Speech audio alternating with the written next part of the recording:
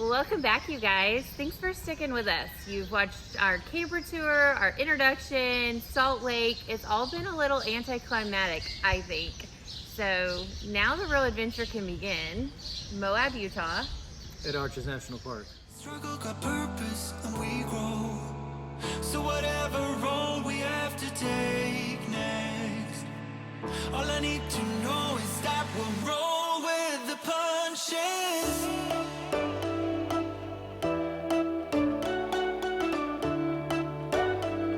We'll roll with the punches.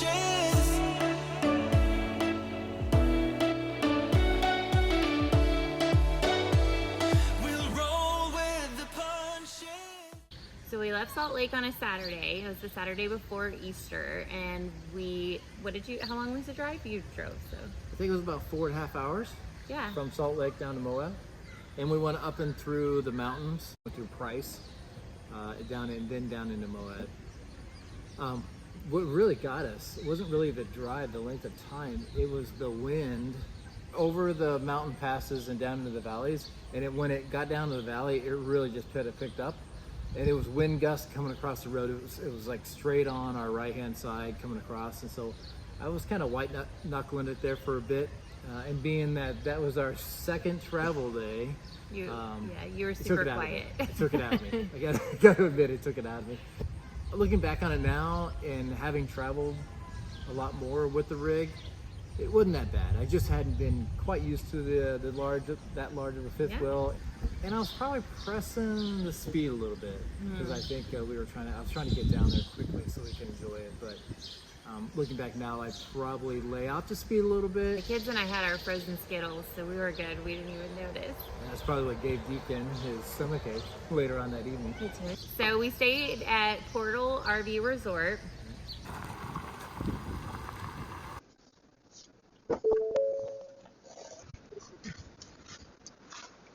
It's perfect.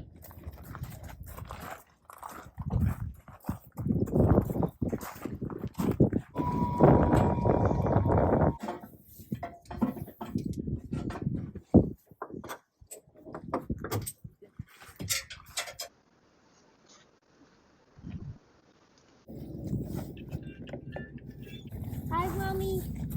Hey, Deacon. We made it. Yay! Do you like it? Yes. Good.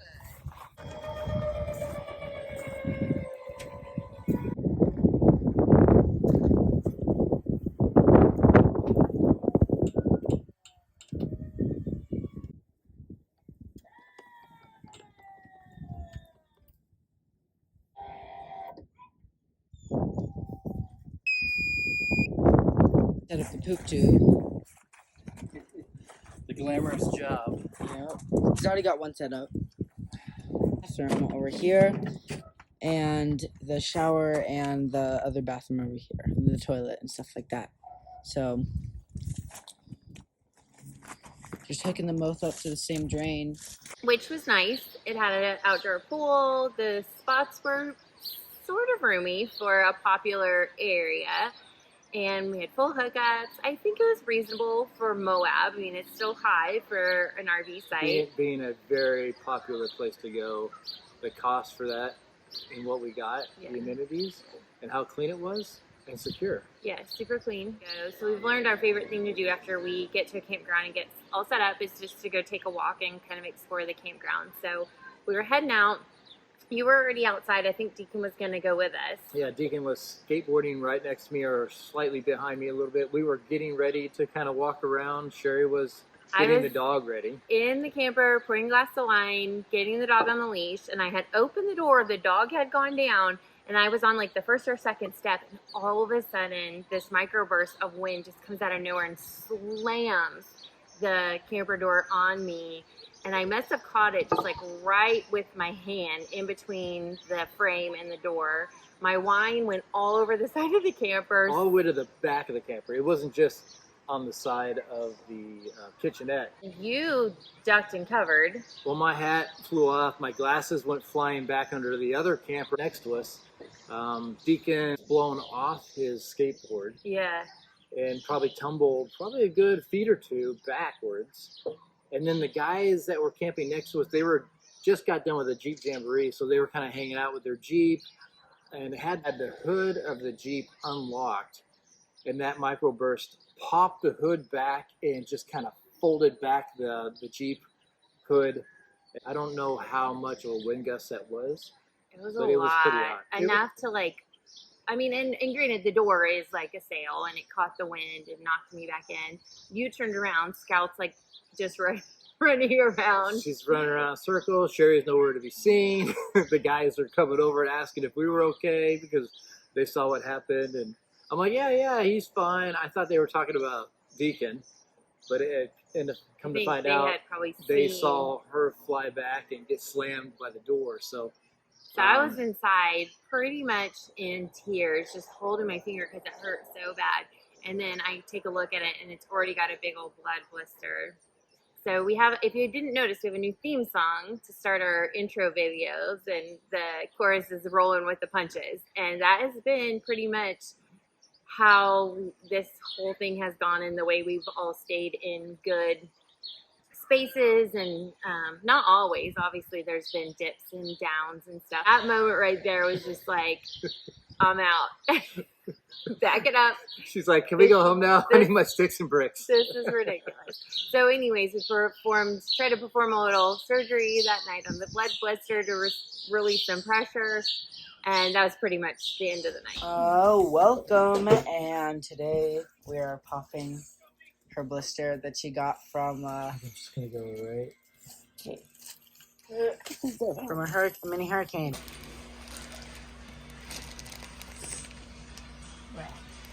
Yep, so mini hurricane struck. Not a hurricane. Feeling any better? Welcome to Moab. In this video, you'll notice I'm babying it and holding it like up and out while we're hiking and stuff like that. So if her hand's always up and you're wondering why she hikes like this, that's why. It's because that's the hand that's. But it's healed now, so. So the next morning was Easter, and I had planned that through before we left Boise, just trying to give them some sort of normalcy with Easter baskets. And I thought you'd be interested in what was in them for minimalist reasons and such. Yeah, because this was our first major holiday on the road. Yeah, well, we did Turkish towels, which 2 thumbs up. Crocs. That was a big hit. The kids were so excited to have Crocs. It's been great, but also a curse. I'll never understand it. Crocs are popular. Are they? I mean, maybe they're already not popular again, but they got popular for the second time. They wear them on hikes if we allow them to. Oh my gosh, we get in the car to go places, and we'll be like pulling out on a hike, and they're like, "Crocs okay?" No. No. So there are a lot of go back and change moments. What else did we do? Chocolate bunnies, obviously. We got some hats. Oh yeah, the he is greater than I hats. Those were really fun and special because they wanted them for a while. So we got those, and then just some other random stuff that I could have honestly done without. So those were the keepers. What are we doing? Going to the pool on Easter Sunday. And what's planned for the rest of the day? So we're gonna go to the pool for a couple hours, and then go back, have our late Easter lunch, and then we'll head to Arches. We have a 4 o'clock timed entry to the park, so get in at 4, beeline it straight to Delicate Arch, hopefully get a parking spot, and go see that at sunset. That's the plan. How's the temperature here? It's great. 70 and sunny, so feels like 75. Yeah. One of the best pools we've gone to. Agree. Yep.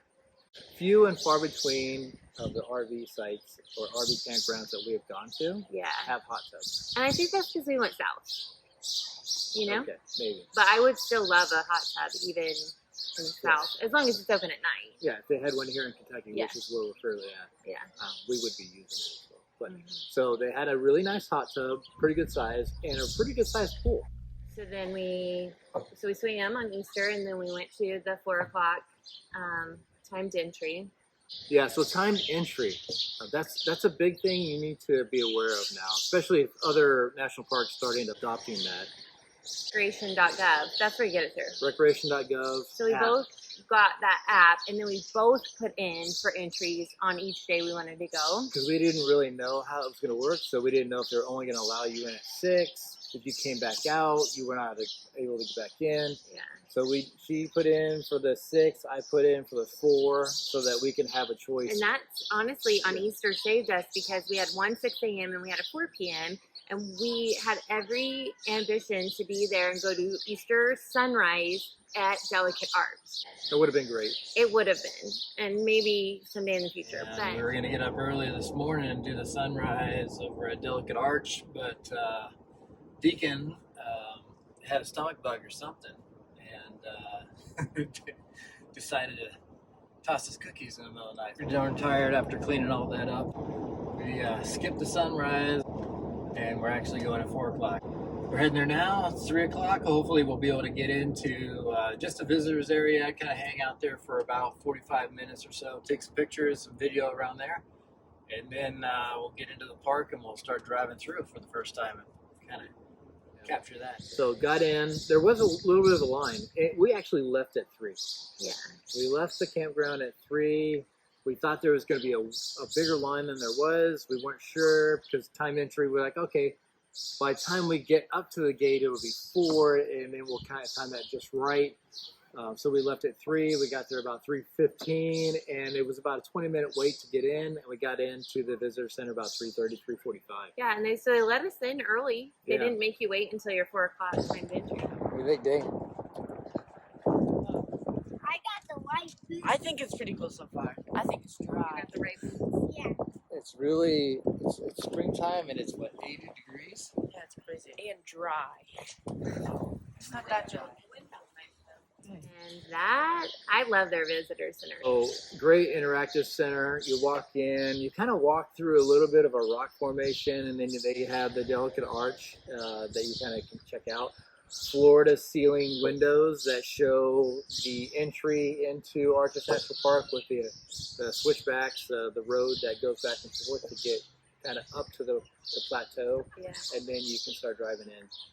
It was about a 30-minute drive from that point to Yeah. the back area where the Delicate Arch trailhead parking was at. So impressive switchbacks that everybody talks about above the visitor center.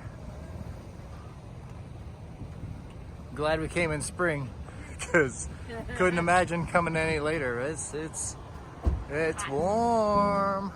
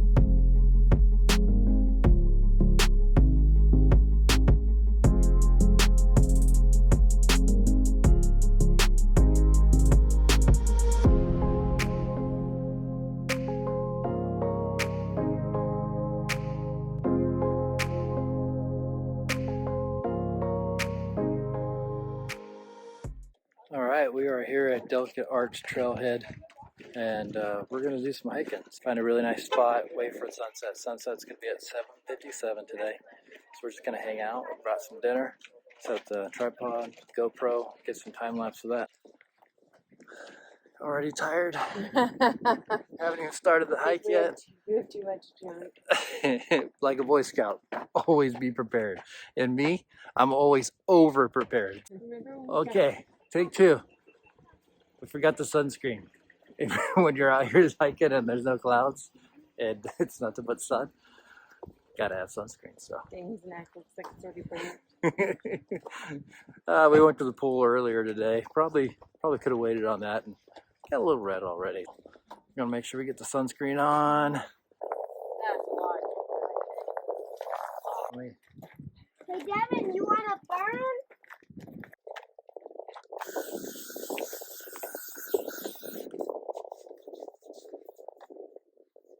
Really is a pro tip. Easter Jeep Jamboree or something like that just ended. So everybody left out today.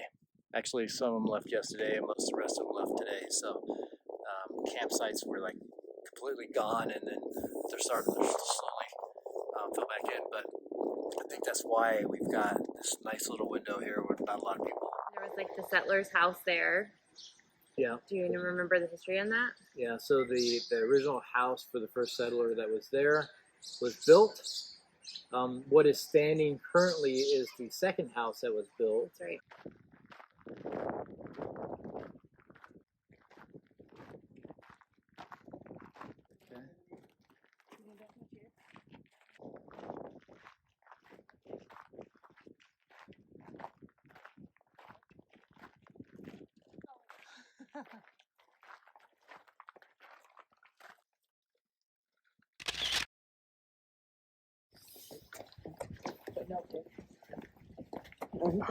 I mean, once we got through that little area and kind of viewed it, there's some petroglyphs that were right on the cliffs, right up the trail from the house. So Okay, so let's talk about Delicate Arch Hike, because that's the iconic hike in Arches National Park. Like, that's what's on Utah license plate. the hike itself was 3 miles in, 3 miles back.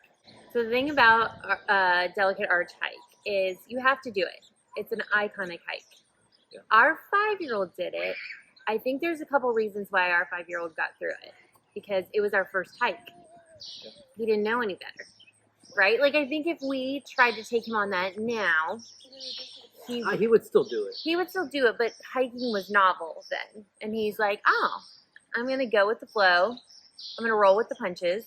I'm going to just, this is what we're doing and this is fun. But now, Because there is an incline. yeah. And it's not shaded. There is no cover. So Little shrubs. you're exposed to the sun almost the whole time. Yeah. And then from a mom point of view, it's definitely steep.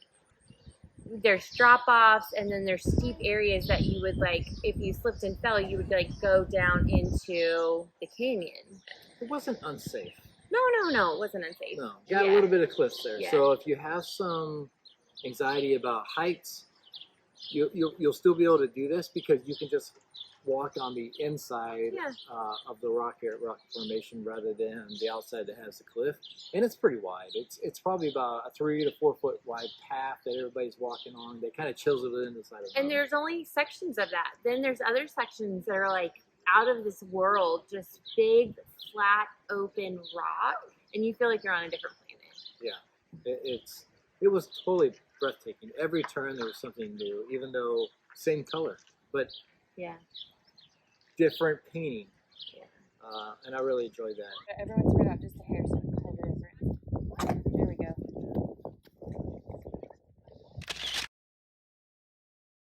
Not by yourself. I mean, we started at 4. The parking lot was probably what, 3/4 full, maybe. And by the time we were kind of in the midst of it, it felt like I think the whole parking lot was full by that point, but everybody else were probably in shape and Going caught up with faster, us Yeah, for sunset. to get in there. So totally safe, totally doable. Take your time, bring lots of water. Yes. And if you're going to do that in the summertime, you've got to bring double water. Right. Like my Bear Grylls, surviving the wild in the desert. Glaring sun beating down on me. Taking out of water. So I think we learned a couple things.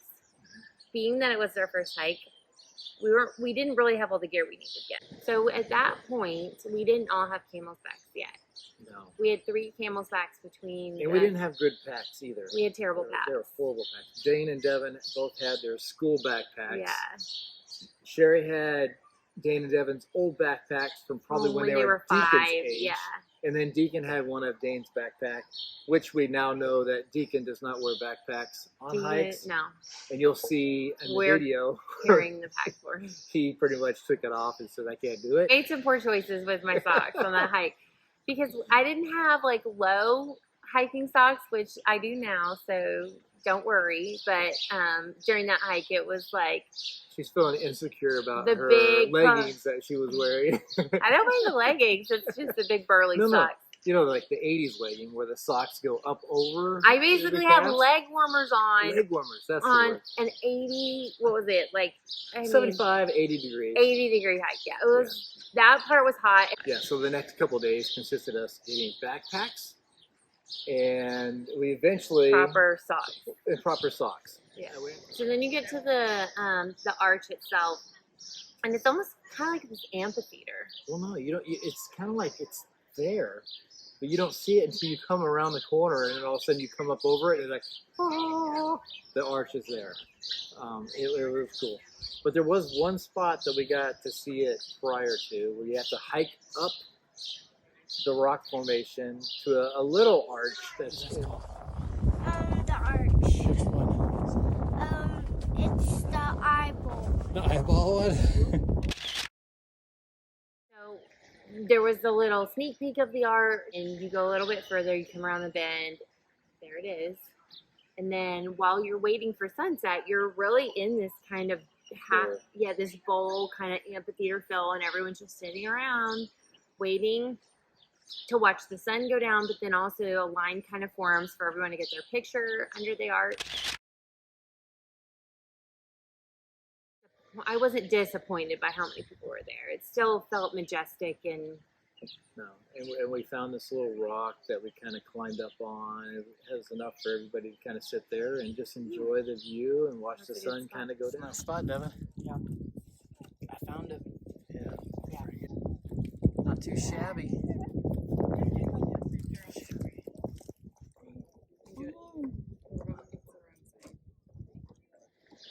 so we watched the sun go down behind or over. Well, it kind of goes over the arch and then sets off to the right-hand side as you're looking at the arch from the bowl. Yeah. So we watched that, and then once the sun was down below kind of the bowl, it was time to head on back.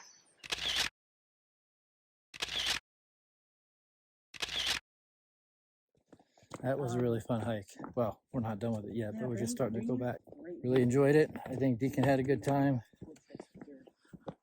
Got to make sure that watching your little ones around the edges there. They are a little steep and they're slick. And we're all trying to get out there as quickly as possible. Trying to keep a good pace because the sun's setting. It was dark. It was 8:45 when we got back to the trailhead parking lot.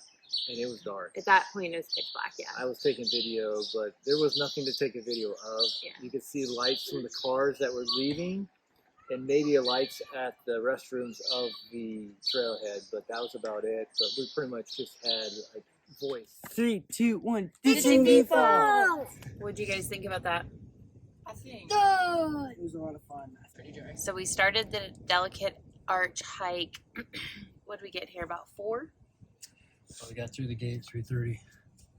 There's the parking lot about 4. It's 9 now. Yep. So we spent an hour and a half at the top, at the arch, watching the sunset. And can we go now? Definitely wore out, huh? Can we go now? That's what we have for you on this video. So thanks for tuning in and watching. We're going to leave you with a 24-second time lapse over Delicate Arch. The sunset. Lucky you. Thanks for watching, guys. And don't forget, roll with the punches. We'll see you next time. Cheers.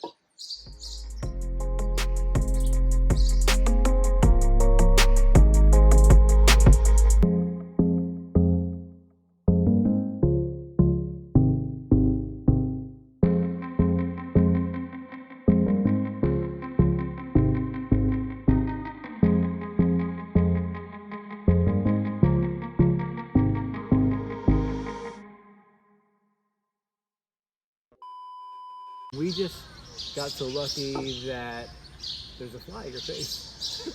That was, I know. well, Arches is I want to talk about the Turkish towels. Oh, okay. They are a. You want to talk about the turkey? Yeah, I want to talk about the Turkish towels because you have to break them in.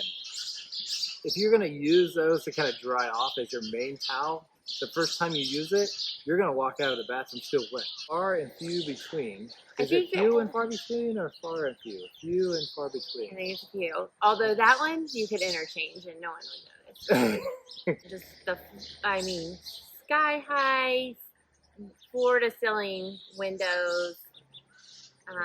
Yeah, it was beautiful. Floor to ceiling windows.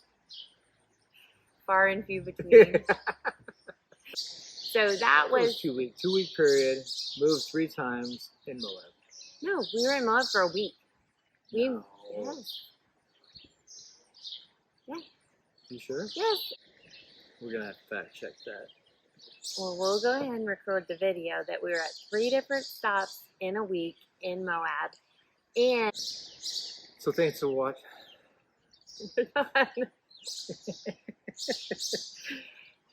You're overthinking it. All right. Good. Yeah, I think so. Oh my gosh, it wasn't on. I'm serious. It's frozen. No. Yeah. Oh god. Low battery. When did it